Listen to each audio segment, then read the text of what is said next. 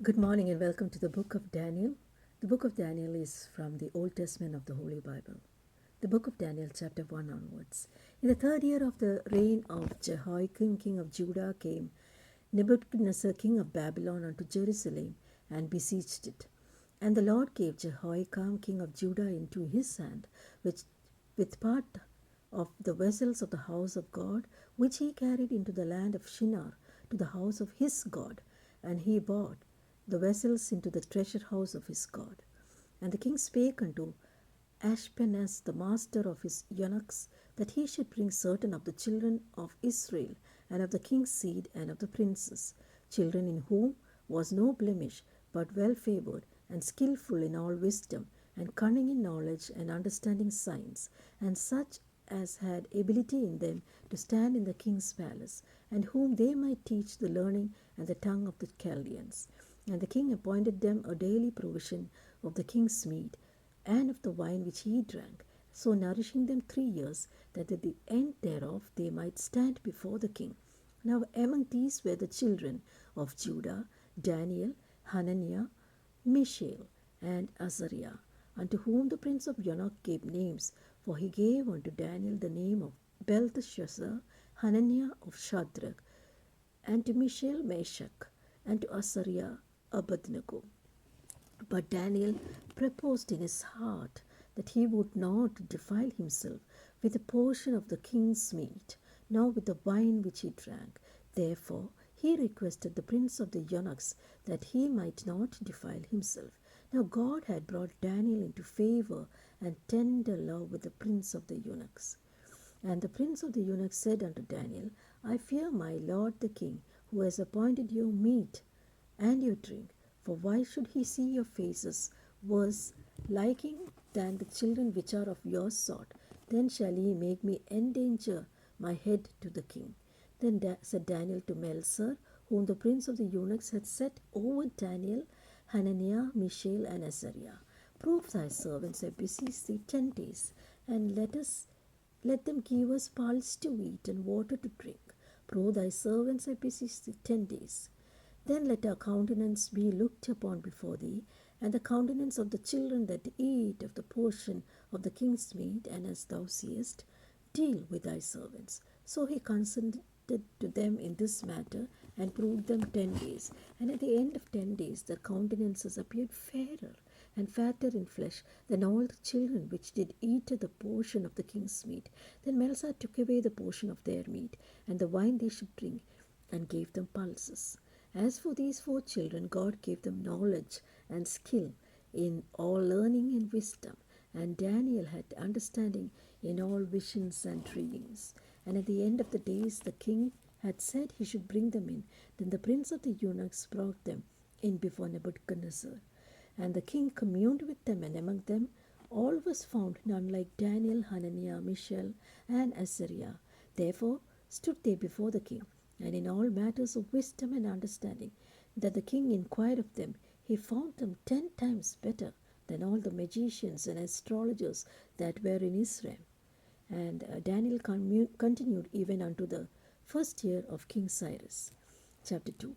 And in the second year of the reign of Nebuchadnezzar, Nebuchadnezzar dreamed dreams, wherewith his spirit was troubled, and his sleep brake from him.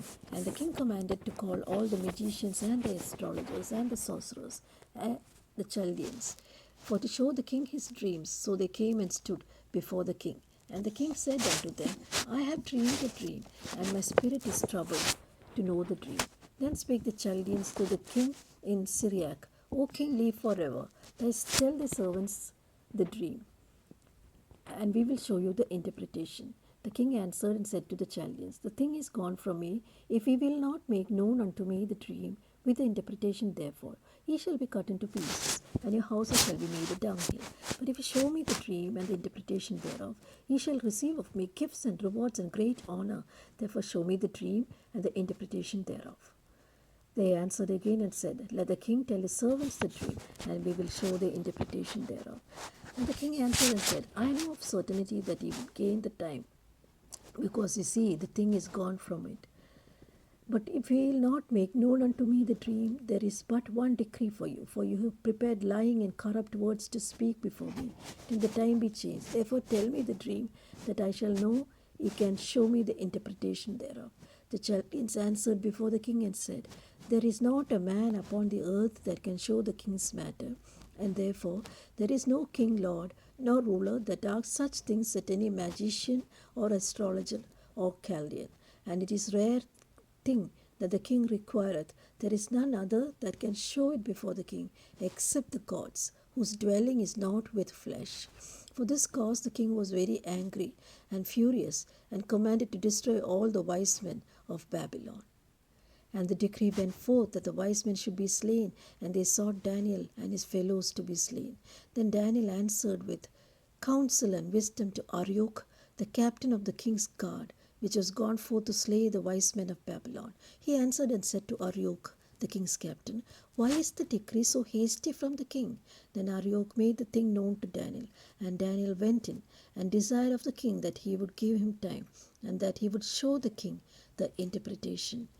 And then Daniel went to his house and made the thing known to Hananiah, Mishael, and Azariah, his companions, that they would desire mercies of God of heaven concerning the secret, that Daniel and his fellows should not perish with the rest of the wise men of Babylon. Then was the secret revealed unto Daniel in a night vision, and Daniel blessed the Lord God of heaven. Daniel answered and said, Blessed be the name of God forever and ever, for wisdom and might are his. And he changeth the times and the seasons. He removeth kings, and setteth up kings. He giveth wisdom unto the wise, and knowledge to them that know understanding. He revealeth the deep and secret things. He knoweth what is in the darkness, and the light dwelleth with him. I thank thee and praise thee, O thou God of my fathers, who hast given me wisdom and might. Thou hast made known unto me now what we decide of thee, for thou hast now made known unto us the king's matter. Then Daniel went into Arioch, whom the king had ordained to destroy the wise men of Babylon. He went and said thus unto him, Destroy not the wise men of Babylon. Bring me in before the king, and I will show unto the king the interpretation. Then Arioch brought in Daniel before the king in haste, and thus said unto him, I have found a man of the captives of Judah that will make known the king's interpretation. And the king answered and said unto Daniel, whose name was Belteshazzar, Art thou able to make known unto me the dream which I have seen, and the interpretation thereof? And Daniel answered in the presence of the king and said, The secret which the king has demanded cannot the wise men, the astrologers, the magicians, the soothsayers show unto the king. But there is a God in heaven that revealeth secrets, and maketh known to the king Nebuchadnezzar what shall be in the latter days. Thy dream and the visions of thy head upon thy bed are these. As for thee, O king, thy thoughts came into thy mind upon thy bed, what should come to pass hereafter. And he that revealeth secret maketh known to thee what shall come to pass. But as for me, the secret is not revealed to me for any wisdom that I have more than any living, but for their sakes that shall make known the interpretation to the king, and that thou might know the thoughts of thy heart. Thou, O king, sawest, and behold, a great image. This image, whose brightness was excellent, stood before thee, and the form thereof was terrible. This image, the head was of fine gold, his breast and his arms of silver, his belly and his thighs of brass, his legs of iron, his feet part of iron and part of clay.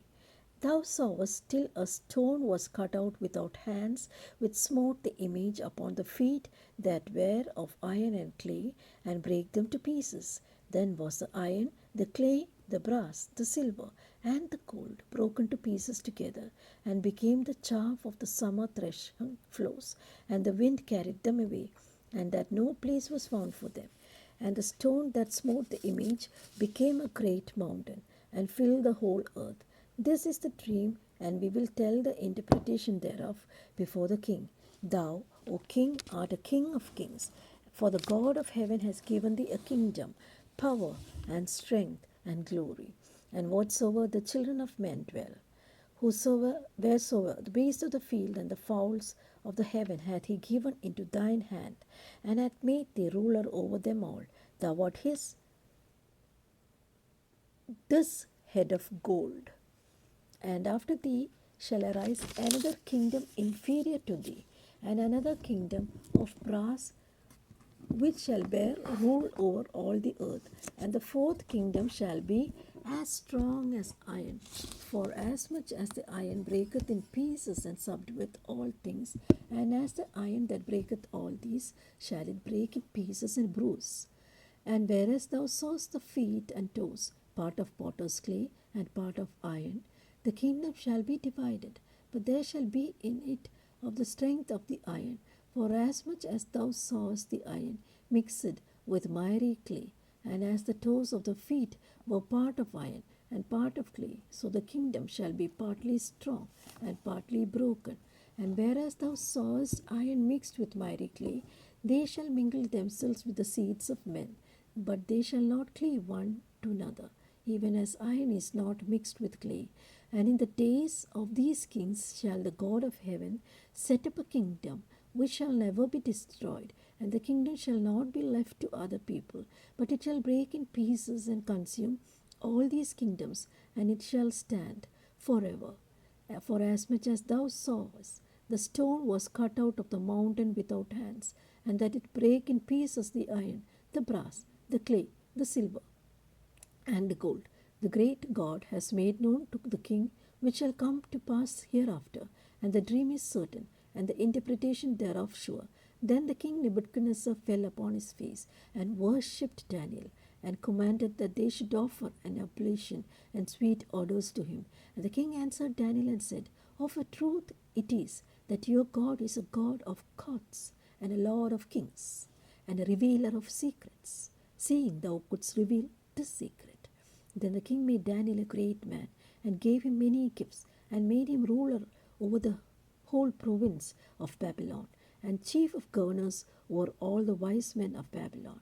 Then Daniel requested the king, and he set Shadrach, Meshach, and Abednego over the affairs over the province of Babylon. But Daniel sat in the gate of the king. Nebuchadnezzar, chapter 3. Nebuchadnezzar the king made an image of gold, whose height was 60 cubits, and the breadth thereof of 6 cubits. And he set it up upon the plain of Dura in the province of Babylon. Then Nebuchadnezzar the king sent to gather together the princes, the governors, the captains, the judges, the treasurers, the counselors, the sheriffs, and all the rulers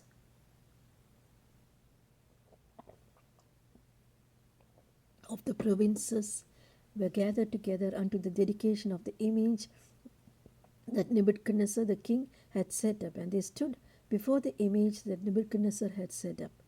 Then a herald cried aloud, To you it is commanded, O people, nations, and language, that at what time ye hear the sound of the cornet, the flute, the harp, the sackbut, the psaltery, the dulcimer, and all kinds of music, ye fall down and worship the golden image that Nebuchadnezzar the king has set up.